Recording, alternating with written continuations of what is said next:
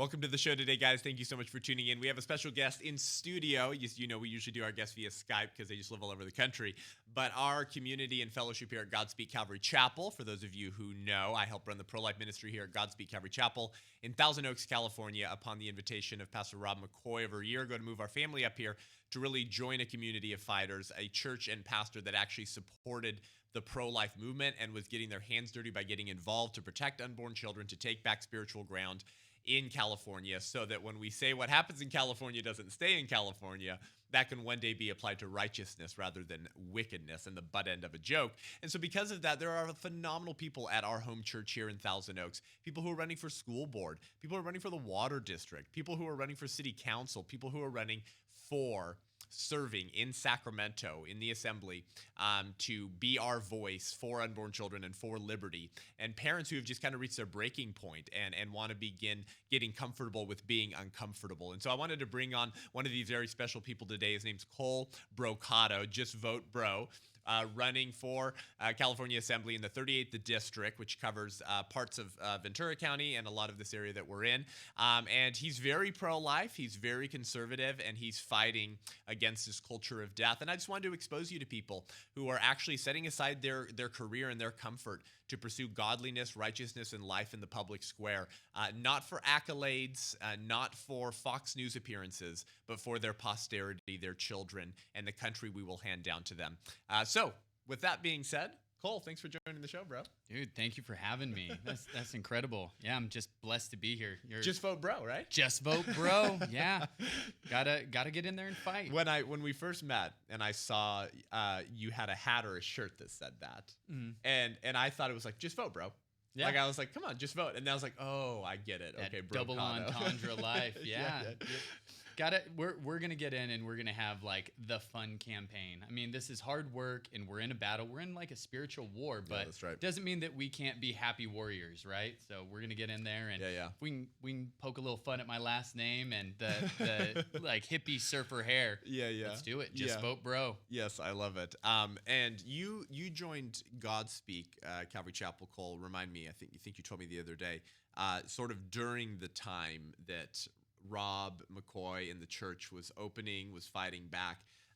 For people, a lot of people who listen, actually more Californians listen to this podcast than any other state, residents of any other state. So for the majority of the people listening to this who are in California, who care about life and liberty, I always like people to get to know a little bit of kind of your background and kind of what led you to actually take this huge next step. Share briefly just a little bit about your background, how you came to Godspeak, and then how you ended up saying, like, I'm gonna jump in the deep end here. Yeah, we're a Christian family. My oldest has been in Christian school his whole life, and when the lockdowns and COVID, came and took everyone's life by storm, they shut down the church, and they shut down the schools. And you lived in Ventura County? No, at that time we had a home in Santa Clarita. For everyone that wants to know a little bit about me, I'm in construction. I did like real estate investing. We'd buy distressed properties and fix them up, and we were living in one of them. And we were, figuring out where we were gonna, finally settle. And I'd lived in Ventura before, and when everything got shut down, thankfully I found Charlie Kirk, and through him, I found Godspeak Church. I came once, went home, brought my wife to see it the second time. On our car ride home, we decided we were selling our house and we were going to move out here to be closer to the church. And the rest is kind of history. We were raised Catholic. My wife was, and so was I. And I'd never been baptized. Wow. And October 25th, 2020, my whole family, we all got baptized right there in Godspeak Church. Lifelong Christians just never took the leap and did it. Yeah. And we did it, and it's been off to the races ever since. So that's so cool, Cole. Yeah. That's really awesome. Yeah, well, we have a similar story in that sense, that the courage of our home church here was so enticing and encouraging that we're like, we're going to go there. We're going to join there. And it's been cool to meet so many people. And there's other people at Godspeak who are running for various offices as well, maybe not necessarily at the state level, but that's what you're doing. So what kind of led you to that point to say, man, oh man, from when we hung out, I kind of came away with the line, don't ask who, the answer is you. Yeah. And you just sort of stepped up to the plate. Yeah. What were some things that led you to make this decision to run? One of the big turning points, I coached my son's football team. And when the lockdown happened, we were still able to meet and do the conditioning, and we were supposed to have a football season. And it was supposed to be a month and a half of conditioning. It turned into 4.5 months. And finally, they told us, nope, we're canceling the season. And my son looked at me when I had to tell him with tears running down his face. He said, "Why, Dad? I'm not scared of COVID. We want to play. Yeah. You're the boss. Go tell them that I get to play. Go up there, go get my pads and tell them my son gets them. He gets to play. You're the boss, right, Dad? You're the boss." Turned around and said, "Yes, son, I'm the boss. I'll go tell him." I didn't know what that meant, but he's got a way of using imperfect vessels. I got asked 2 days later by the Ventura County GOP to run for state assembly, and Wow. that was it. It was a big yes. I got tired of listening to people in city council or in the school boards and whatever. They always had somebody else to blame. Oh, that's not us. We don't deal with that. And the main place where everyone said, well, it really comes from Sacramento. And I said, well, if that's where it all comes from, then that's where I'm going. Yeah, so yeah. Good for you, let's go. man. That's amazing. I missed this night we had at Godspeak the other night. For listeners of this show, we do lots of public engagement, public square events at Godspeak, and one of them is this new initiative that some of our friends are behind called Free Ventura, just to get brave men and women, ideally godly, but brave men and women elected, starting with sheriff and other roles, to really make sure that any tyranny that comes down in the future will just be ignored by brave elected representatives, and getting people engaged in the public square. And so we had some people that were running for different offices up there, and they were asked about their positions on the issues. Right. And so I missed the event, but my friend Micah at the church, he texted me and was like, "Dude, did you see the questions and answers on abortion?" And I was like, "No, what happened?" And so I want you to share this, the really interesting story, and encourage me and reminded me to connect with you because I was so proud of you. But basically, they were asked their positions on abortion, and one or two of the guys were kind of squishy. One of the guys said, "I'm super pro-life, except rape. Rape babies should be murdered." Okay, he didn't say that, but we all know what that means. And then you stood up, and the church was like mildly clapping to his answer. And then you stood out, and then you shared something, and the church lost its mind. It was awesome. So share a little bit about that and your heart for life. Yeah, I can't believe that was the answer. It's such an easy answer. No, one atrocity does not mean that we need to commit another atrocity. Right. If rape is a death penalty, then why aren't we talking about the death penalty for the rapist? How come the baby has to die? That's right. And it's so weird that people get so hung up in the weeds of these things. There's no reason to kill a baby. Period. We don't need to kill a baby. How hard is that of a concept? But everyone wants to talk about these other things. So I just got up and spoke my heart.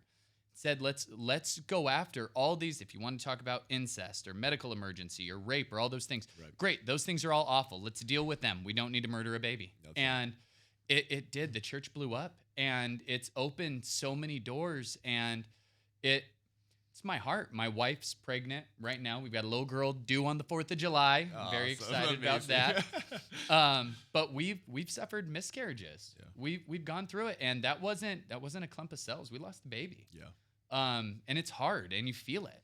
And for anyone that hasn't stepped into, one of the ultrasound rooms at 6 weeks, that is a baby. That's right.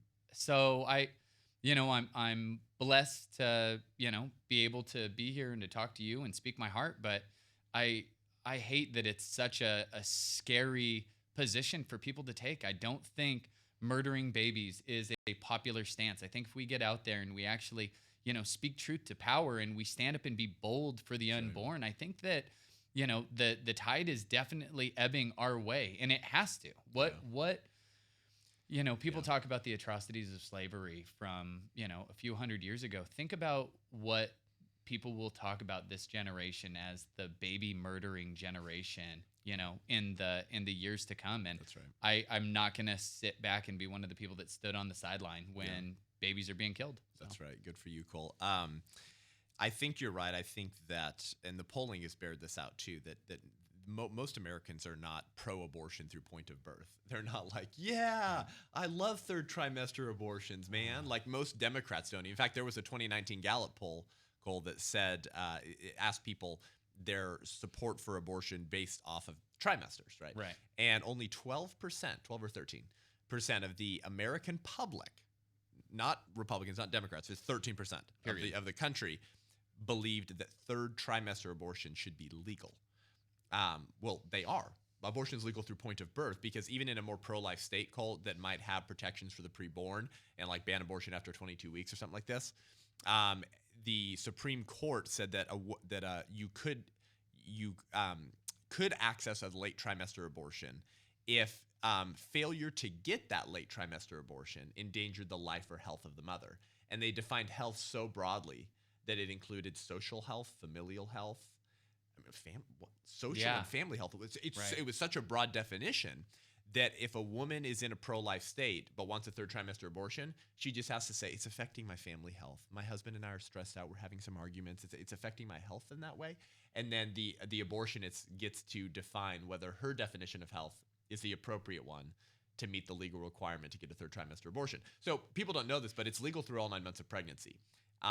For any reason or no reason at all. It doesn't matter what your reason is. And most Americans are not on board with that. They're not chill with that. But we're seeing the left overplay their hand so much on abortion. So in California, if you end up in the assembly, sanctuary state. Yep, you know what they're pushing for. Turn this into a sanctuary state for abortion.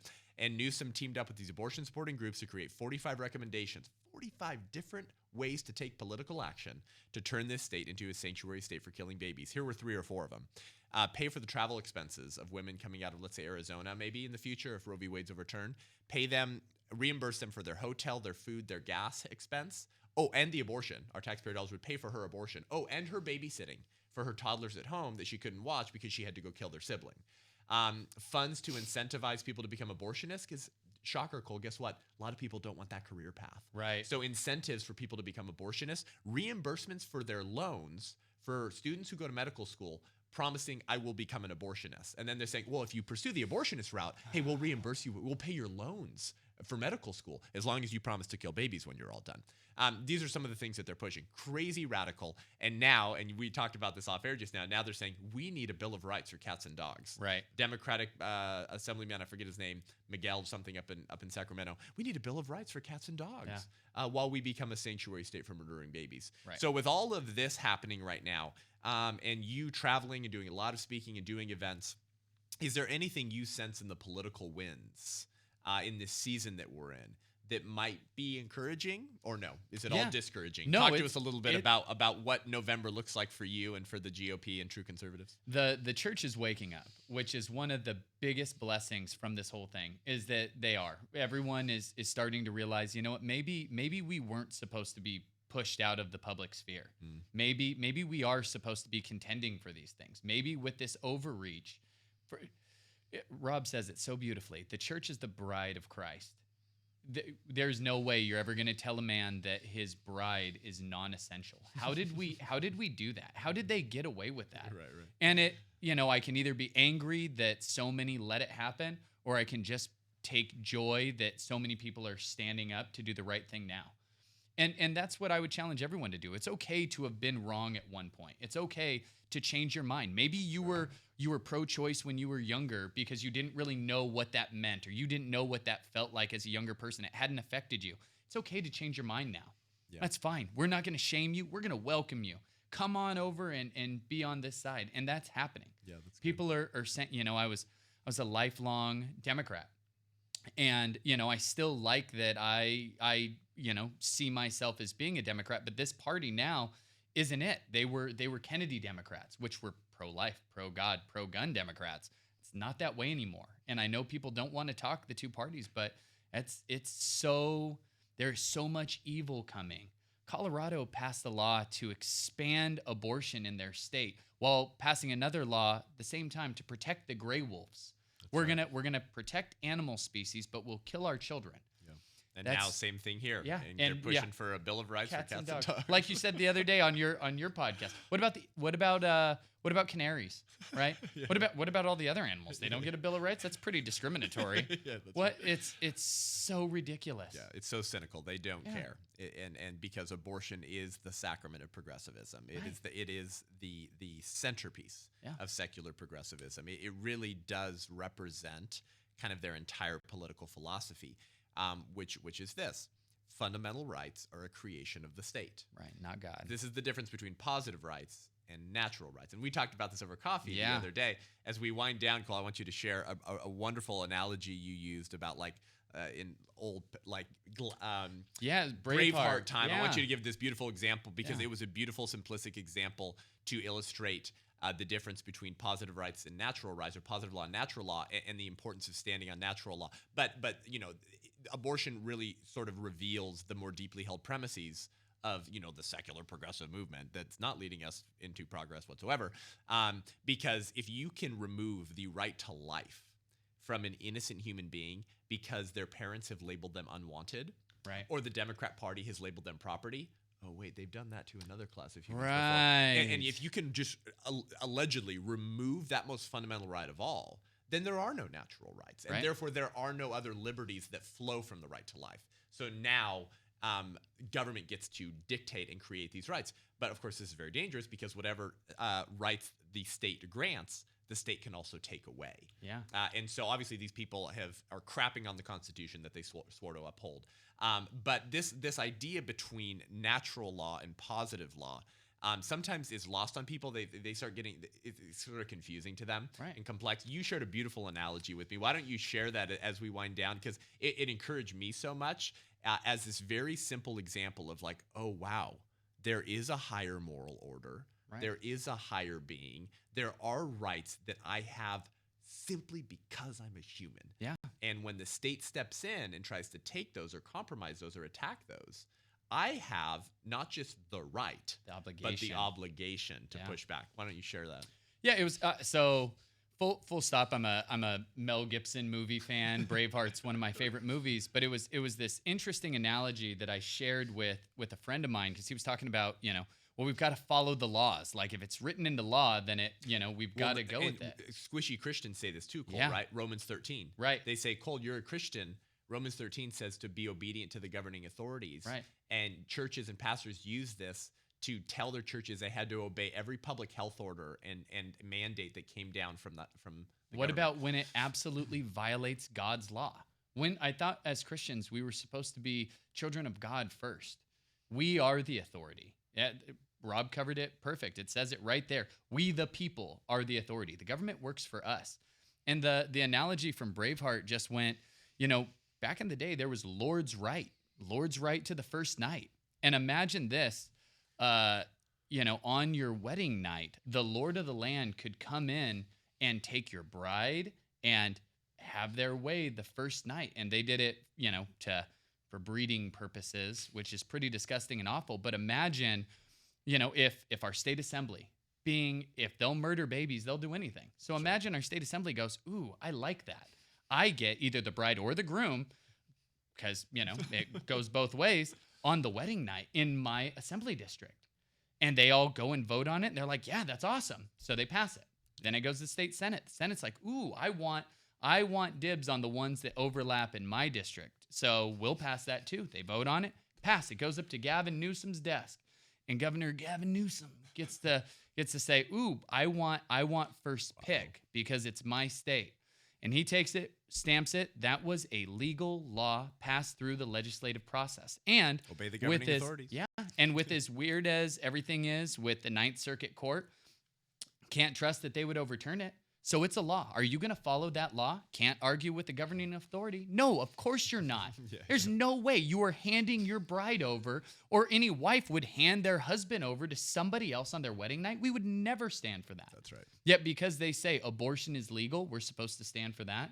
Because they say it was legal, it was necessary to close the church but leave strip clubs open and all these things. We'll go with that. At what point do we realize that we don't get to get rid of our responsibility as human beings, as Christians, as shepherds of the earth, just because some bureaucrat turned around and wrote it down on a piece of paper. That's right. It doesn't make it a law. Yeah. And honestly, our Constitution covers that. Yeah. We need to get back to, if it doesn't meet the morality test, if it doesn't meet the common sense test, we should not be tolerating it, not for 1 second. It doesn't make any bit of difference just because somebody signed it. Yeah, that's beautiful. Really well said, Cole. I love that.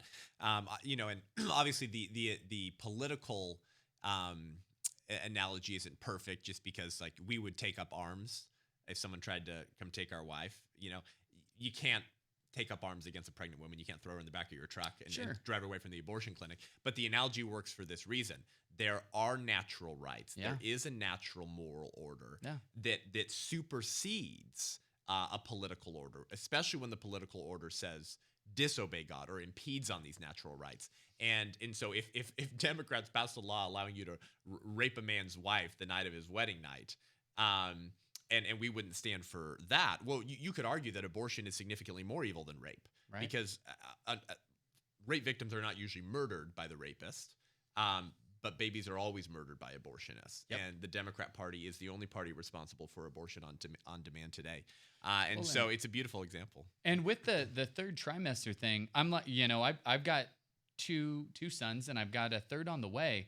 If it's medically, the wife's medical health is in jeopardy in the third trimester, far be it for me to say after 22 weeks, most babies can survive just fine outside of the womb. Why aren't we saying, that's an easy C-section, and C-sections are less harmful and less dangerous to the woman than the abortion is. And it's 100% less dangerous to the baby. That's right.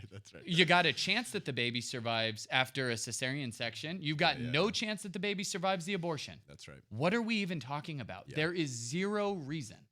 So I'm glad that you're out here, because the conversations that I don't have all the answers, and I'll be the first person to go, there's people that specialize in certain fights. I want to talk to them so that I've got the proper weaponry. We want the full armor of God that we can go fight this battle. That's right. And we are certainly hoping and praying that you're elected. Let's finish with this, Cole. Even if you get elected in November, a lot of conservatives who are more pessimist, would say it's not going to make a difference, Cole. California is so gone already. They have such a supermajority that even a brave pro-life conservative voice like yourself, Cole, is not going to be able to make a difference. Talk about the current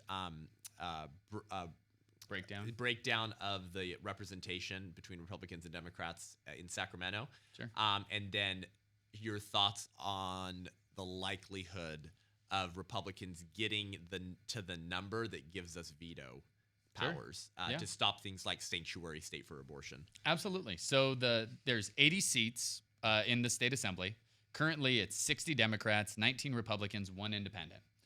54 votes equals a veto-proof majority in the assembly, which means even if we didn't have Governor Mussolini in there, and we had somebody, with some common sense, we still wouldn't be able to veto anything. Right. But the good news is that's only 7 seats that we need to flip. And since I'm going to Sacramento, I'm winning my race, that's only 6 more that we need. Right. And if we can get real Christian conservatives, or at least people that believe in God's law, that will get in there and will fight for truth, we can really make a difference. Even then, I was taught that with God on my side, I'm always in the majority.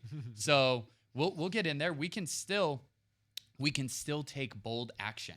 Right. I'm tired of people saying, well, I'm in the minority, so there's nothing I can do. Sure you can. You can write legislation to repeal evil laws, and you can make people have to vote against it, put their name on it, and then you can go public with that. You can say this person, actually voted against this bill. They voted to keep this evil in office. Let's hold them accountable. And that's how we start peeling people out. Yep. Because the people of California don't even know that these laws exist. So many Californians think that we vote on the laws. No, you vote on the legislature, and the legislature makes the law. Yeah. So we've got to get involved and just get out, tell people about this stuff. Be bold in your faith. It's the long game. Yeah. People who are like, oh, we didn't recall Newsom and get Larry Elder in there. I'm done. I got political. It didn't work. I'm done. Well, the left has been faithful for decades. That's why California looks how it looks. And so this is, I think, a groundswell effort, and it's going to require a long game of commitment to begin taking back spiritual and political ground.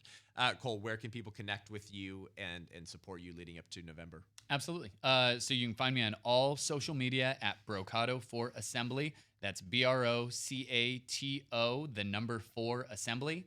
My website's real easy, justvotebro.com. I know Brocato is a little bit of a headache for some people, so just remember the bro part. You'll be all good. Justvotebro.com, and yeah, reach out. We're a very open campaign. I've had a lot of people, actually. The great blessing is from being open to people being able to reach out to us. We've got others that are running for school board, city council, all these things. Just reached out and asked, hey, you're not a politician. How did you do it? Yeah. I can share my story with them, give them a little bit of direction on how to go. And man, it's awesome. This is how we start this thing. Let's create a stable of Christian conservatives that want to take back California. They don't have a chance. Yeah, wonderful. 38th District. 38th Assembly District. Just vote, bro. Just vote, Alrighty, bro. awesome. Well, thank you, Cole. Thanks for joining the show, brother. Thank you, Seth. You're amazing, man. Thank you so much. Keep it up. We're praying you'll be there in November. Thank you guys for joining the show today. Just encouraging. And we'll do this again with other people, but there are more mama and papa bears who are rising up and saying enough is enough, who have reached their line and are getting engaged. It's a hard job. It's a hard thing what Cole's doing. He's got kids. He's got a wife. This is not an easy thing to do.